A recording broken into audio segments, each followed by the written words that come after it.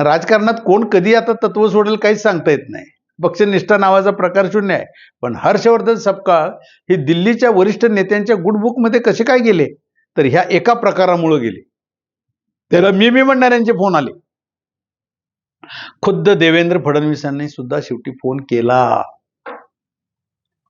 पण तरी सुद्धा अजून ते ठाम आहेत, आम्ही प्रचार करणार नाही, काही संबंध नाही. एक नीतिमत्ता, नैतिकता हे बाकीच्या गोष्टीमुळं ठीक आहे, आपण माघार घेतली, या मताची ते ठामच आहेत. यामुळे सपकाळांचं कौतुक व्हायला लागले सगळीकडं. मग त्याच्यामध्ये सुनेत्रा पवारांना तर त्यांनी 2-2, 3-3दा फोन मी म्हणणाऱ्यांनी लाचारी केली हो. तिथं सपकाळांची आणि सपकाळांनी वर बोट दाखवले सगळीकडं, वरिष्ठांचा मान ठेवला. मग ते वरिष्ठांकडे प्रफुल्ल पटेल असतील, तटकरे असतील, हेलपाटे घालतायत, घालू देत ना.